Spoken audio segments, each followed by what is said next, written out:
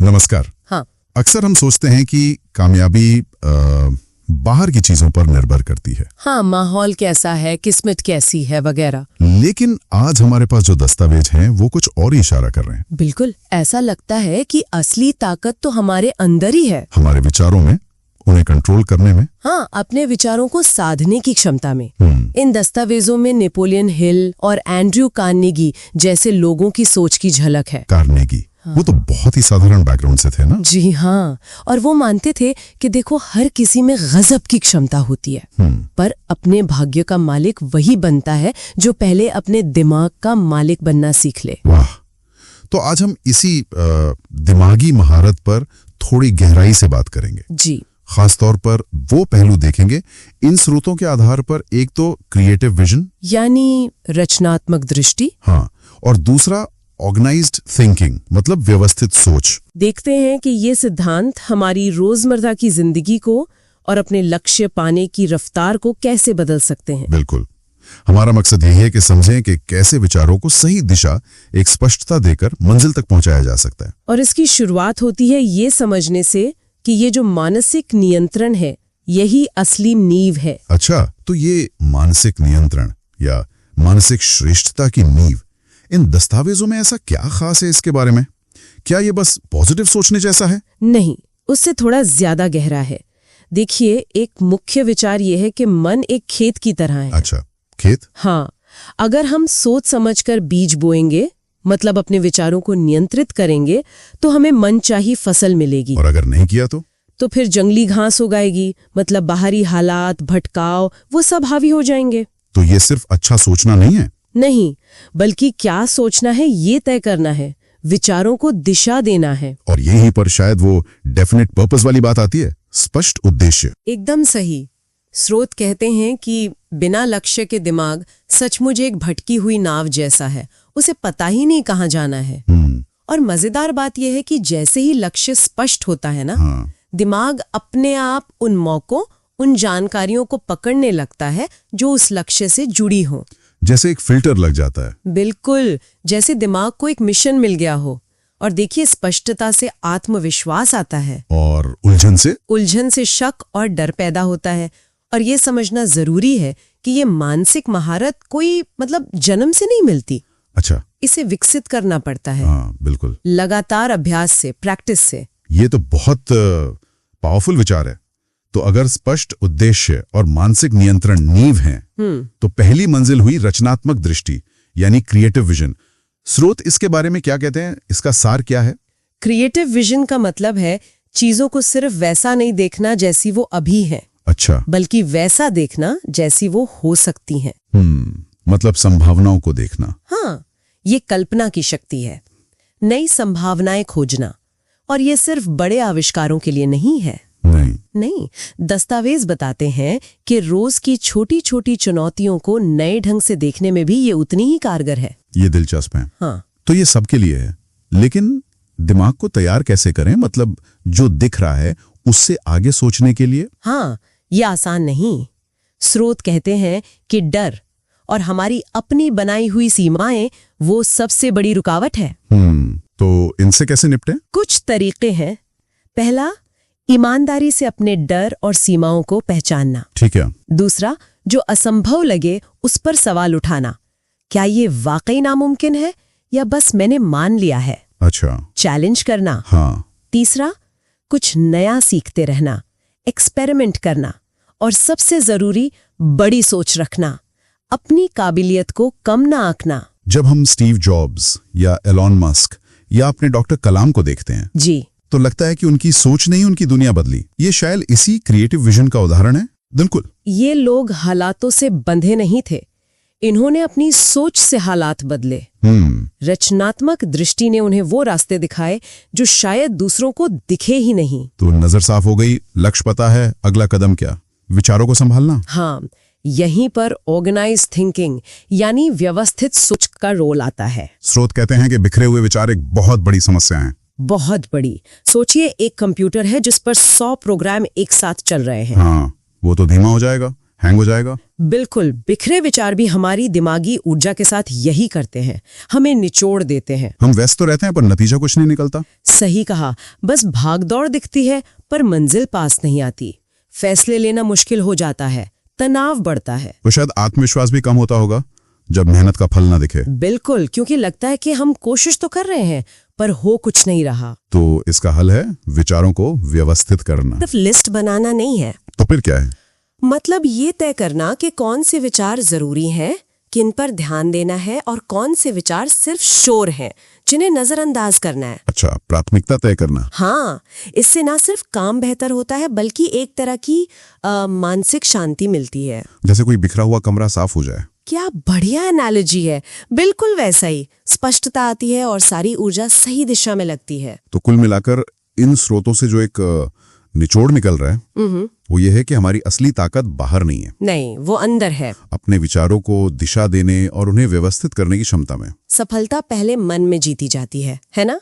फिर वो बाहर दिखती है। सही काम। और ये याद रखना बहुत जरूरी है कि ये क्षमता हम सब में है। ऐसा नहीं कि कुछ खास लोगों में ही होती है। हर कोई कर सकता है। हाँ, अपने विचारों पर नियंत्रण पाकर कोई भी व्यक्ति वो हासिल कर सकता है जो शायद उसने सोचा भी न हो। संभावनाएं वाकई बहुत हैं। कहते हैं कि एक सुलझा हुआ दिमाग ही असली ताकत है। ऐसा क्यों? सही कहा। स्रोत यही बताते हैं कि अगर विचार बिखरे हों तो हमारी मेंटल एनर्जी वेस्ट होती है ना? सोच में जब तक क्लैरिटी नहीं होगी हम किसी एक लक्ष्य पर टिकी नहीं पाएंगे। अच्छा। इसे ठीक करने के लिए, जैसे आपने कहा, कई तरीके हैं। एक है माइंड मैपिंग, मतलब एक मेन आइडिया पकड़ो और उससे जुड़ी बातें शाखाओं की तरह बनाओ, एक विजुअल मैप जैसा। हाँ, इससे चीजें साफ दिखने लगती हैं। हाँ, और दूसरा तरीका है प्रायोरिटी तय करना। आइजनहावर मैट्रिक्स का जिक्र है इसमें। हाँ, वो अर्जेंट वर्सेस इंपॉर्टेंट वाला। सुनने में तो बड़ा सीधा लगता है, पर क्या स्रोत ये बताते हैं कि लोग इसमें गड़बड़ क्यों करते हैं? मतलब अर्जेंट और इंपॉर्टेंट में फर्क। हाँ, ये आम प्रॉब्लम है। असल में लेख कहते हैं कि प्रेशर में ना हम अक्सर वो काम पहले उठा लेते हैं जो चीख रहे होते हैं, मतलब अर्जेंट लगते हैं, भले ही वो लॉन्ग टर्म में उतने महत्वपूर्ण ना हो। अच्छा। तो मैट्रिक्स इसी में मदद करता है कि भाई जो महत्वपूर्ण भी है और अर्जेंट भी, उसे पहले करो। जो महत्वपूर्ण है पर अर्जेंट नहीं, उसे प्लान करो। और जो अर्जेंट है पर महत्वपूर्ण नहीं, उसे शायद किसी और को दे दो अगर हो सके। और जो ना अर्जेंट है ना महत्वपूर्ण, उसे हटाई दो। ये सिर्फ टाइम मैनेजमेंट नहीं है, ये दिमागी फोकस की ट्रेनिंग है। मतलब गैर जरूरी को ना कहना सीखना। इसी तरह जर्नलिंग की भी बात है, यानी विचारों को लिखना। सिर्फ लिखने भर से कैसे मदद मिलती है? देखिए, स्रोत बताते हैं कि जब हम लिखते हैं ना तो अपने विचारों को बाहर निकाल कर देख पाते हैं ऑब्जेक्टिवली। अच्छा। जैसे किसी और को बता रहे हो। हाँ, कुछ वैसा ही। तो उनका इमोशनल बोझ कम होता है, दिमाग थोड़ा खाली महसूस होता है और फिर शायद प्रॉब्लम सॉल्व करने का रास्ता भी दिखने लगता है। तरीके भी अलग अलग हैं, जैसे ब्रेन डंप। हाँ, ब्रेन डंप मतलब जो मन में आए सब लिख डालो, या सुबह उठकर अपने लक्ष्य लिख लो, या रात में दिन का विश्लेषण कर लो। सब फायदेमंद है। समझ गया। और लक्ष्य के लिए तो वो स्मार्ट वाला तरीका है ही, स्पेसिफिक, मेजरेबल वगैरह। बिल्कुल। अमीर बनना है ये तो हवा में बात हुई, लेकिन 2 साल में 10 लाख कमाने हैं जिसके लिए हर महीने एक्स अमाउंट बचाना होगा, ये एकदम क्लियर है। हाँ, इससे एक्शन लेना आसान हो जाता है। विजुअलाइजेशन का भी जिक्र है। हाँ, मतलब लक्ष्य को हासिल करते हुए खुद को देखना, ये आत्मविश्वास बढ़ाता है। पर देखिए, विचार ठीक कर लिए, लक्ष्य बना लिए, लेकिन एक और बड़ी चुनौती है। क्या? ध्यान, अटेंशन, उसे बनाए रखना। ओ हाँ, ये तो आज के जमाने की सबसे बड़ी दिक्कत है। बिल्कुल। स्रोत इसे सफलता की सबसे अहम कड़ी मानते हैं। नेपोलियन हिल ने भी कहा है कि ध्यान पर काबू पाना ही असली शक्ति है। और ध्यान भटकाने वाली चीजें तो अनगिनत हैं। हाँ? सोशल मीडिया, फोन के नोटिफिकेशंस कभी खत्म ही नहीं होते। सही बात। तो इनसे निपटने के लिए उपाय भी बताए गए हैं, जैसे डिजिटल डिटॉक्स, मतलब कुछ टाइम स्क्रीन से बिल्कुल दूर। और सिंगल टास्किंग पर जोर है। मल्टीटास्किंग सुनने में अच्छा लगता है, पर असल में वो हमारे ध्यान को तोड़ता है। हाँ, एक काम पर फोकस करना, वो पोमोडोरो टेक्निक भी है शायद। 25 मिनट काम, 5 मिनट ब्रेक। हाँ, वो भी है। छोटे ब्रेक्स दिमाग को फ्रेश रखते हैं। पर लगातार ब्रेक से काम का फ्लो नहीं टूटता? ये सवाल अच्छा है। स्रोत मानते हैं कि छोटे नियमित ब्रेक्स लंबी अवधि में फोकस बेहतर करते हैं, खासकर बोरिंग कामों में। पर हाँ, यह हर किसी के लिए अलग हो सकता है। मेन बात है दिमाग को आराम देना ताकि वो रिचार्ज हो सके।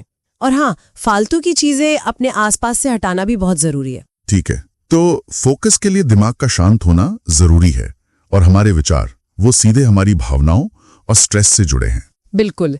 नेगेटिव सोच जैसे मैं ये नहीं कर पाऊंगा या सब गड़बड़ हो जाएगा, ये सीधा कॉर्टिसोल हार्मोन बढ़ाती है, यानी स्ट्रेस। तो इससे कैसे निपटे?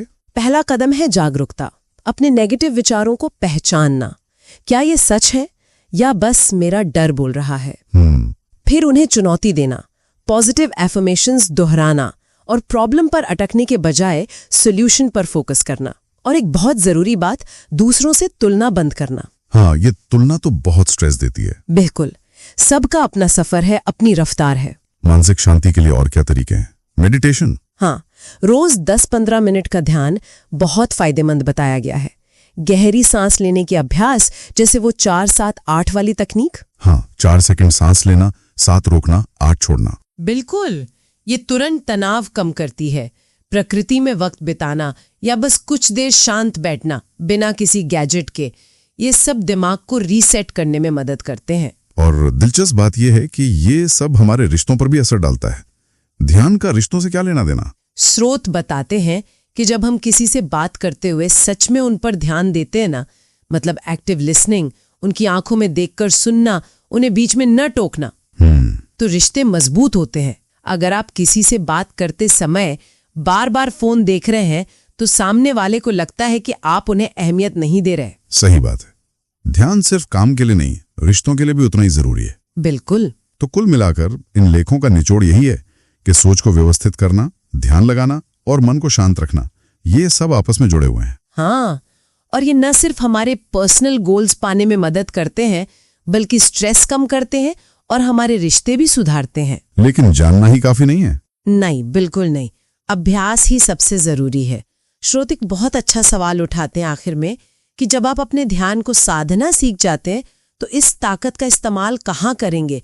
क्या फालतू चीजों में लगाएंगे या अपने सपनों को पूरा करने में? ये सोचने वाली बात है। तो स्रोत कहते हैं कि तनाव की एक बड़ी वजह है हमारा मन, जो या तो अतीत में रहता है या भविष्य की चिंता करता है। और जाहिर है, जब हम प्रेजेंट में होते हैं, वर्तमान पर ध्यान देते हैं, तो शांति मिलती है। लेकिन ये होता क्यों है?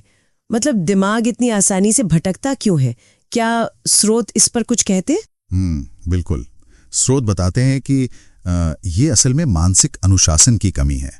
अगर दिमाग को ट्रेन ना किया जाए तो वो बस कहीं भी भागता रहता है, विचारों के जंगल में खो जाता है। लेकिन हाँ, ये सिर्फ तनाव कम करने की बात नहीं है। मानसिक नियंत्रण का मतलब है गुस्सा, निराशा, डर, इन सब भावनाओं को संभालना और एक मजबूत मेंटल शील्ड बनाना, पॉजिटिव रहना, आत्मविश्वास से फैसले लेना।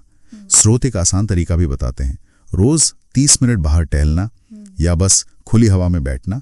इससे विचारों में क्लैरिटी आती है। विचारों में क्लैरिटी, और शायद यही स्पष्ट सोच प्रभावी कम्युनिकेशन, मतलब अच्छे संवाद की नींव भी है।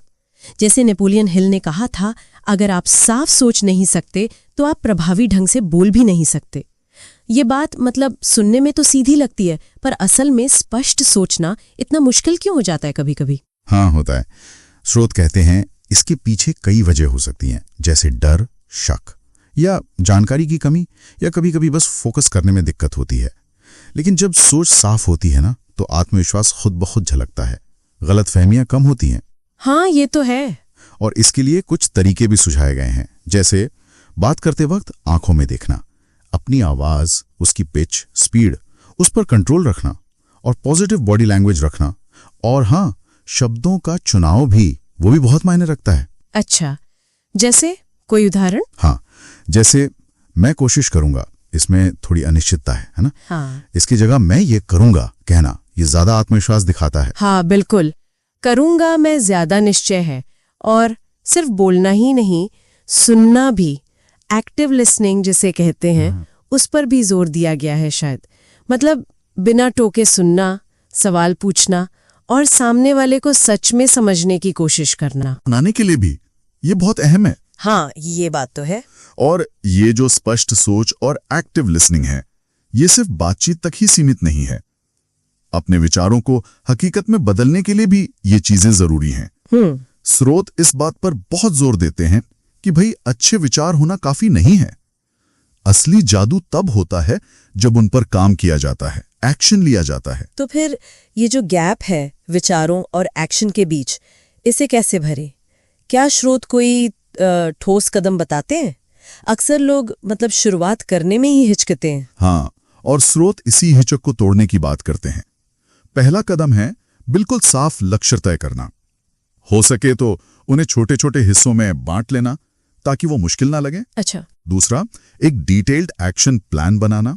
और तीसरा, जो सबसे जरूरी है, वो है तुरंत शुरुआत करना। परफेक्ट होने का इंतजार नहीं करना। स्रोत कहते हैं अधूरा एक्शन भी बिल्कुल एक्शन न लेने से 1000 गुना बेहतर है, क्योंकि उससे एक मोमेंटम बनता है। हाँ, गति मिलती है, शुरुआत हो जाती है। अच्छा, शुरुआत करने के साथ साथ क्या कुछ आदतें भी हैं जो इस सफर में मददगार हो सकती हैं? हाँ, कई आदतें बताई गई हैं, जैसे हर सुबह और रात अपने लक्ष्यों को दोहराना ताकि वो दिमाग में रहे।